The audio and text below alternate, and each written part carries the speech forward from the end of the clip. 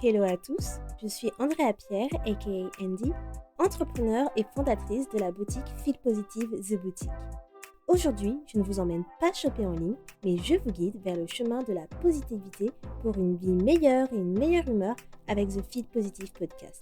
Ce podcast vous accompagne au début, milieu ou fin de journée pour vous apporter des bulles de positivité et une dose d'énergie dans ce monde bien mouvementé.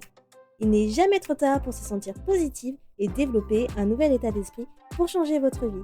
Alors, restez connectés, il est maintenant l'heure de discuter et de positiver.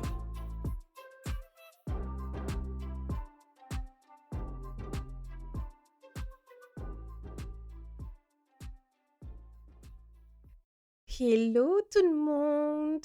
On se retrouve pour l'épisode, roulement de tambour, 90 de Feel Positive. Wouhou! Oh my god! On se retrouve pour cet épisode 90 de Feel Positive. Je suis choquée, il me reste 10 épisodes et nous serons à l'épisode 100. J'arrive pas à y croire, franchement, j'arrive vraiment pas à y croire, c'est un truc de fou pour moi. Parce que quand vous êtes podcasteur, arriver à l'épisode 100, c'est quand même une étape importante en fait, parce que assumer un podcast, c'est tellement de boulot et me dire que j'ai réussi à rester pendant 2 ans à faire mon podcast et là, à être à l'épisode bientôt 100, c'est un truc de fou. Je n'ai pas abandonné et je suis trop contente que j'ai toujours mon podcast. De toute façon, hein, c'est un choix personnel, hein, façon d'arrêter ou non un podcast, mais moi, j'adore faire mon podcast et je suis trop excitée de me dire que je suis à l'épisode 90. Bref, je sais pas si vous êtes autant excités pour moi, mais en tout cas, voilà, je suis trop de bonne humeur, comme d'habitude, de faire l'épisode avec vous aujourd'hui, enfin pour vous aujourd'hui. Et aujourd'hui, on va parler d'un sujet qui touche tout le monde. Le doute. Comment avancer malgré l'incertitude? Alors le doute, oh, c'est vraiment cette petite voix intérieure qui nous fait questionner nos choix, nos compétences et parfois même notre valeur. Et franchement, ça peut être paralysant. On ne peut pas s'empêcher de douter. C'est vraiment une émotion humaine, le doute. Donc, en fait, ce qu'il faut se dire, c'est que, ok, c'est une émotion humaine très désagréable, mais par contre, le doute peut aussi nous offrir une opportunité de croissance, mais surtout de réflexion. Donc, c'est pour ça que je voulais faire cet épisode, et je sais qu'il y a beaucoup de personnes, beaucoup d'auditrices qui attendaient cet épisode. Donc, dans cet épisode, on va voir ensemble quelles sont les raisons en fait pour lesquelles le doute survient, quel est l'impact du doute du coup dans notre vie, mais aussi bien sûr, je vais vous donner des conseils pour faire face au doute et avancer avec confiance malgré lui. Et c'est des conseils que moi j'utilise. Donc, comme je disais tout à l'heure, le doute c'est une émotion humaine, ok? Clairement, on a tous le doute, hein. Il n'y a pas un seul humain sur Terre, bon, je connais pas toutes les personnes sur Terre, of course, mais je serais très surprise s'il n'y a pas une personne qui a expérimenté le doute dans leur vie. Parce que il fait partie de notre expérience et c'est souvent déclenché par des changements, par des défis, par des décisions importantes. Et le doute se manifeste par des questions comme par exemple, je sais pas, est-ce que je suis capable? Est-ce que c'est la bonne décision? Est-ce que je suis à la hauteur de ce travail? Enfin, à chaque fois qu'on a du doute, il y a toujours du est-ce que ou et si, et si, et si. Et c'est pour ça que le doute, c'est assez énervant, c'est parce qu'on va se poser trop de questions, on va overthinking et on ne doit pas se poser toutes ces questions-là. Enfin, si on se pose ces questions-là, c'est pas malsain de se poser ces questions-là, mais en fait, quand on se pose trop de questions, bah, en fait, ça nous empêche de passer à l'action et c'est ça qu'on veut éviter. Et les et si viennent souvent avec des excuses derrière. Alors qu'en fait, il faut se dire: «Mais et si ça se passe bien?» tout simplement. Parce que au lieu de se mettre des excuses de: «Et si ça se passe mal? Et si ça va se passer? Et si je fais une erreur?» bah non. Et si tout simplement tout se passe bien? Et c'est ça qu'il faut se dire à la place. Et c'est pour ça que, en fait, au final, quand je disais tout à l'heure que c'est une opportunité de croissance et de réflexion, c'est parce que le doute, c'était pas forcément toujours négatif au final. En fait, c'est que ça que moi j'essaye de me dire. C'est que je me dis, quand je suis dans des moments de doute, ok, passe-le en moment positif et te dis pas que c'est négatif, Andy. Parce que quand on expérience le doute, il faut penser à se dire: «OK, peut-être que là, je peux prendre du recul, je peux revoir mes priorités». Pourquoi je me pose toutes ces questions-là, en fait? Parce que toutes ces questions que je me pose, comme je disais, elles nous empêchent de passer à l'action, elles nous empêchent d'avancer, ça nous bloque notre potentiel. Mais si tout ça intervient, c'est aussi un message pour nous. Donc ça va permettre de prendre du recul et de réévaluer nos priorités. C'est comme ça que moi je le vois quand j'ai du doute, je me dis: «OK, something's happening here». OK, donc dans un premier temps, j'aimerais vous parler de 3 sources de doute que j'ai, trouvées et qui sont pour moi, en fait, très, réalistiques. Donc le premier doute, c'est le doute qui est lié à l'estime de soi. Donc en fait, l'estime de soi joue un rôle super important lorsqu'on expérience le doute. Pourquoi? Parce que quand on doute de soi, c'est souvent parce qu'on a une image de nous-mêmes qui est influencée par nos peurs, par des critiques internes ou même des expériences du passé. Et lorsqu'on se focalise sur nos échecs plutôt que sur nos réussites, ça va nourrir le doute. Donc ça, c'est le premier doute, le doute qui est lié à l'estime de soi. Le second doute, ça va être le doute qui est lié à l'inconnu, donc le doute face à l'inconnu. Donc pour ce doute-là, c'est la peur du changement et la peur de l'inconnu. Donc là, c'est quand vous devez, élargir par exemple votre zone de confort et que vous n'avez pas l'habitude, forcément, vous vous demandez: «OK, est-ce que je dois le faire? Est-ce que je fais le bon choix?» Et lorsque vous faites face à ce doute-là, ce doute qui est face à la peur, à l'inconnu, forcément votre esprit, il essaie de vous protéger des risques, face à cette décision, qui est l'inconnu et ça va du coup amplifier la peur et l'incertitude. Et le troisième doute, c'est du coup, la comparaison sociale. Donc les réseaux sociaux et j'en ai parlé dans mon dernier épisode, je crois que c'était dans mon je sais plus c'est dans quel épisode j'en ai parlé récemment, mais où je vous parlais que, bah, les réseaux sociaux, et la comparaison, c'est un fléau quoi, clairement. Parce que à cause des réseaux sociaux, hem, on fait que de se comparer aux autres et du coup, c'est un gros déclencheur de doute, les réseaux sociaux. Parce qu'on va voir les réussites des autres et on va se mettre souvent la pression en se disant que on n'est pas assez, que ce qu'on fait, c'est de la merde, que, on est en retard par rapport aux autres, qu'on réussit mal notre vie et cetera. Donc là, forcément, la comparaison sociale, ça nous met le doute sur notre propre vie. Donc ça, c'est les 3 sources de doute identifiées. Et là, ce que vous pouvez faire, c'est de vous dire: «OK, est-ce que j'ai déjà vécu une de ces sources de doute ou est-ce que j'ai vécu ces 3 sources de doute?» Il y en a forcément un ou plusieurs que vous avez déjà vécu auparavant ou que vous vivez encore actuellement. Par exemple, celui qui va résonner là actuellement quand je vous parle, le plus pour moi, ça va être peut-être le doute face à l'inconnu. Donc sur certaines choses, certains critères de ma vie, même si j'adore élargir ma zone de confort, forcément parfois je me dis: «OK, prendre telle décision, ça fait quand même peur parce que je ne sais pas ce qui m'attend. Est-ce que ça va être bénéfique pour moi?» Donc je sais que c'est le doute sur le que j'expérience peut-être, le plus actuellement. Mais vous voyez, ce genre de questionnement peut vraiment nous empêcher de saisir des opportunités. Donc le doute nous empêche de saisir des opportunités, il nous empêche de lancer des projets, il nous mène à prendre des décisions qui sont pas du tout alignées avec nos valeurs et ça peut forcément aussi générer du coup de l'anxiété, du stress, un manque de motivation et ça finit aussi par affecter notre bien-être et nos relations. Ça, c'est l'impact que le doute a dans notre vie. C'est pourquoi il est essentiel de réaliser que si le doute fait partie de notre vie, il ne doit pas nous contrôler. Ça, c'est important. Toujours, il ne doit pas nous contrôler. Comme je disais, Vous pouvez l'utiliser d'une manière positive en vous posant les bons questionnements pour prendre du recul et voir si vous devez peut-être pas réévé ré é oh là là, j'arrive pas à dire, oh my god, réévaluer vos priorités. Je vais y arriver.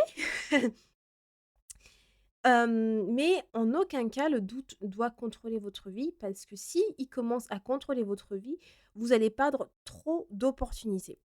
Et même si vous faites face à une des 3 sources des doutes que j'ai citées ou même aux 3, dites-vous que le doute reste quand même une émotion, universelle, OK? Que vous êtes humain et que c'est normal que vous ayez le doute. Vous pouvez pas forcément, supprimer le doute comme ça et quand j'ai le doute qui arrive, j'essaie de le transformer en positif et de me dire: «Mais arrête Andy tout de suite». J'essaie vraiment de lui mettre une claque et de me dire: «Arrête tout de suite, si tu verras quand ça arrivera et s'il y a quelque chose de négatif qui arrive et ben, c'est juste une leçon à apprendre», tout simplement.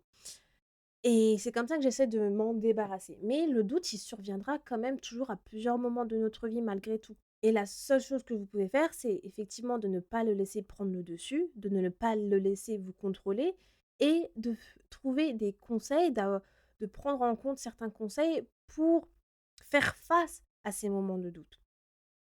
Donc, je vais vous donner des choses qui, moi, m'ont aidé et m'aident encore au quotidien à faire face à ces moments de doute. Donc, dans un premier temps, c'est de prendre du recul et questionner vos pensées. Donc, du coup, essayez de vous poser les bonnes questions en prenant du recul. Donc, comme je vous disais tout à l'heure, quand le doute survient, vous pouvez essayer de le transformer en du positif, en vous disant: «OK, là, je commence à douter. Au lieu de le prendre comme une émotion désagréable, essayons de transformer ça en positif. Prenez du recul, posez-vous les bonnes questions, demandez-vous: OK, oui, pourquoi je doute là maintenant? D'où provient ce doute? Est-ce que c'est lié à une peur précise, une peur rationnelle ou irrationnelle? Est-ce que douter là tout de suite maintenant, c'est légitime? Posez-vous toutes ces questions, analysez vos pensées. Comme ça, vous pourrez identifier si votre doute, du coup, c'est un doute légitime, comme je le disais, ou simplement si c'est juste une réaction émotionnelle sur le coup. Et ça, je trouve, c'est super important parce qu'en fait, ça va vraiment vous... En fait, l'analyse, comme vous pouvez le voir dans mon podcast, j'en parle souvent, mais analyser, faire un petit état des lieux à chaque fois, c'est toujours une base constante parce que ça vous aide à comprendre la situation, comprendre comment vous vous sentez et comprendre votre état d'esprit. Deuxième conseil que je vous donne, c'est de pratiquer la gratitude et être bienveillant. Donc, quand vous faites face au doute, il est facile de se juger, de s'autocritiquer. Et là, encore une fois, je vais vous parler de la bienveillance envers vous-même parce que, en fait, dites-vous encore une fois que le doute, c'est une émotion humaine. Ok, c'est une émotion universelle. C'est pas quelque chose que vous pouvez enlever d'un revers de main et que si vous doutez, acceptez que vous n'êtes pas parfait, acceptez que bah, faire des erreurs, ça fait partie du processus. Et en fait, ça sert à rien de vous blâmer ou de vous dire putain, mais pourquoi je doute ou quoi que ce soit, parce que c'est une émotion universelle. Donc, ne vous blâmez pas de douter, parce que ça va servir à rien à part vous mettre down. Donc, acceptez que vous doutez, acceptez que c'est OK, acceptez que c'est une émotion que tout le monde traverse. Et ce que vous pouvez faire là, c'est justement essayer d'intégrer de la gratitude pour surmonter ces moments de doute. Donc, lorsque vous sentez que vous pouvez vous blâmer pour quelque chose, vous vous blâmez d'avoir douté, pardon, ou de douter là tout de suite maintenant, essayez de mettre des émotions de reconnaissance. Donc, soyez reconnaissant envers vous-même parce que vous avez accompli quelque chose de bien, soyez reconnaissant pour quelque chose d'autre, je sais pas. Mais en intégrant en fait des sentiments de gratitude, ça vous permet en fait de surmonter la culpabilité que vous avez de douter. Donc là, encore une fois, je vais vous donner l'exercice que je vous dis toujours, donc de vous réveiller le matin avec 3 choses où vous êtes reconnaissant ou de marquer tout simplement des choses sur lesquelles vous vous êtes reconnaissant, que des choses que vous avez réalisées, je ne sais pas. Mais voilà, essayez d'intégrer en fait de la gratitude quotidienne un petit peu par jour. Parce que ça, moi, je trouve que, en tout cas, moi, ça m'a beaucoup aidé à surmonter en fait la partie où parfois, si je doute et que j'essaie de me blâmer, et bah, au moins je me dis: «En fait non, je suis reconnaissante parce que déjà je suis reconnaissante d'avoir cette superbe idée de pouvoir créer telle ou telle chose, machin chose». Parce que tout le monde n'a pas cette créativité par exemple. C'est des choses simples, mais au final ces petites choses simples, c'est des choses qui vous permettent vraiment d'éviter de douter. Mon troisième conseil, c'est, d'essayer peut-être de vous poser des actions, même si vous avez le doute qui s'installe. Parce qu'en fait, le doute, il va vous figer, OK? La meilleure manière de le surmonter, c'est toujours d'être dans l'action, même si c'est des petites actions et encore, c'est mieux d'avoir des petites actions pour avancer que des grandes actions et ne pas avancer du tout. Quand vous vous engagez dans une action, vous prouvez à vous-même que vous êtes capable de le faire. Vous prouvez à vous-même que en fait, vous n'aviez pas eu raison de douter. Et ça va créer du coup un élan positif, du coup du momentum pour pouvoir poursuivre ce que vous souhaitez faire. C'est pour ça que c'est important d'avoir des objectifs et d'avoir un plan d'action, donc pour progresser pas à pas, sans vous sentir submergé, mais toujours avoir des actions pour vous sentir occupé et avoir cette sensation que vous avancez, en fait. Parce que ça vous permet de vous dire que oui, vous êtes capable de le faire, mais c'est aussi motivant pour vous-même.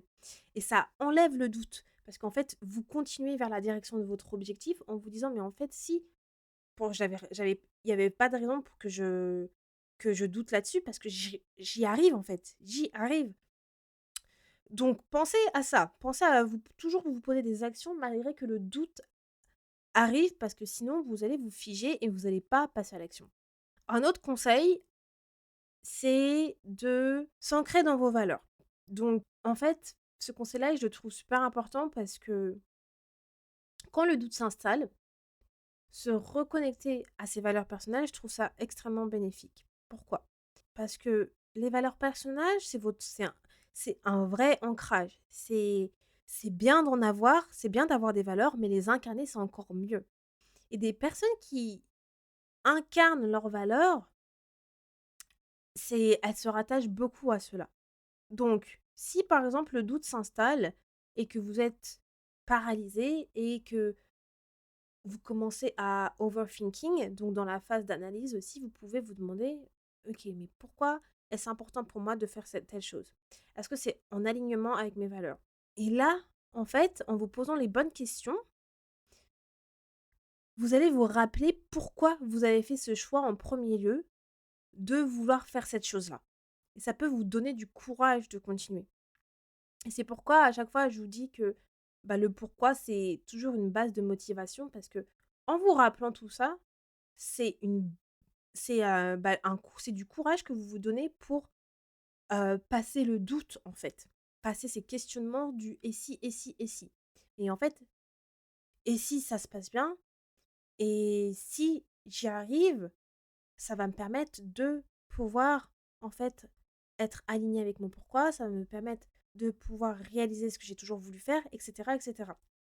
Donc je trouve ça important de s'ancrer de nouveau dans ses valeurs pour, en fait, surmonter ce doute-là, enfin ces idées de doute. Et pour terminer, je dirais que s'entourer de personnes positives, c'est toujours très important. Donc, comme vous le savez, avoir des relations saines, c'est important. Donc avoir des proches qui vous soutiennent, avoir des proches qui sont bienveillants, ça a un énorme impact sur la façon dont vous allez vous percevoir. C'est pour ça que c'est important de s'entourer de personnes qui vont vous soutenir, qui vont croire en vous et qui vont vous rappeler à quel point vous êtes amazing lorsque vous allez avoir le doute qui fait surface. Parce que quand vous échangez avec ces personnes-là peuvent changer votre perspective et ça peut aussi booster votre confiance en vous. Elles vont complètement changer la dimension de de la situation où vous expérimentez le doute. Et c'est pour ça que je vous dis l'importance d'avoir des personnes bienveillantes parce que justement, quand vous parlez avec des personnes, ces amis-là, ces personnes proches, sont ces personnes bienveillantes qui vont vous booster, qui vont vous dire mais non, qu'est-ce que tu racontes, tu as toutes les capacités pour le faire et toutes les compétences pour les faire, c'est une idée géniale, etc. etc. C'est pas des personnes qui vont faire de l'invalidité émotionnelle ou de la positivité toxique, enfin dans le cadre où vous avez des personnes bienveillantes et des personnes positives avec vous, autour de vous, et c'est ces personnes-là qui sont là pour vous et pour vous booster. Donc quand vous avez du doute et vous avez ces personnes avec vous, c'est tellement un amplificateur de positivité, mais un amplificateur d'espoir, de confiance qui peut vous aider à surmonter le doute. Donc, je vais juste répéter mes conseils pour vous. Dans un premier temps, c'est de prendre du recul et de vous poser les bonnes questions. Pratiquer, en deuxième conseil, pratiquer la gratitude et du coup être bienveillant envers soi-même et faire preuve d'autocompassion. Mon troisième conseil, c'est du coup de toujours vous poser des actions, même si vous expérimentez le doute. Mon quatrième conseil, c'est du coup s'ancrer dans vos valeurs.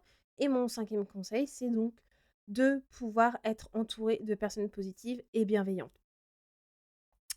Donc, pour terminer là-dessus, comme je disais, le doute, vous pouvez apprendre à le gérer et vous ne devez pas le laisser vous contrôler. Parce qu'au final, le doute, il sera toujours présent dans nos vies à un moment ou à un autre. Et on ne peut pas forcément le supprimer à tout prix. Donc, le but, c'est au final de coexister avec lui, je dirais. C'est de coexister avec le doute et essayer d'avancer et de pouvoir, en fait, le gérer, quand celui-ci se présente. Parce que, comme je disais, on ne peut pas le supprimer du revers d'une main.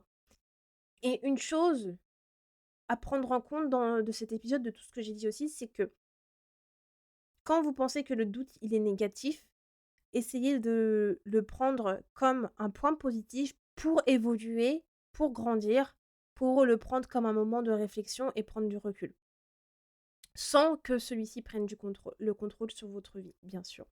Voilà, les amis, c'était un épisode assez court, pas trop long. J'espère qu'il vous a plu et j'espère que cela vous permet de savoir que voilà, vous n'êtes pas tout seul, vous n'êtes pas tout seul du tout, on a tous le doute dans notre vie. Même moi qui est une personne très confiante, j'ai du doute de temps en temps. Et c'est vrai que je le vis pas très bien quand j'ai le doute, moi. C'est pas une émotion que j'aime, comme tout le monde, hein, de toute façon. Parce que, voilà, je suis quelqu'un qui croit toujours en mes projets. Et tous les conseils que je vous ai dit, c'est des conseils qui m'aident toujours à chaque fois, quand j'ai le doute, de progresser et de vivre avec. Et voilà quoi. Donc j'espère que ça va vous aider également de votre côté. Si vous avez des questions, comme toujours, n'hésitez pas à me contacter sur Feel Positive Official sur Instagram. Je serai ravie donc de discuter avec vous.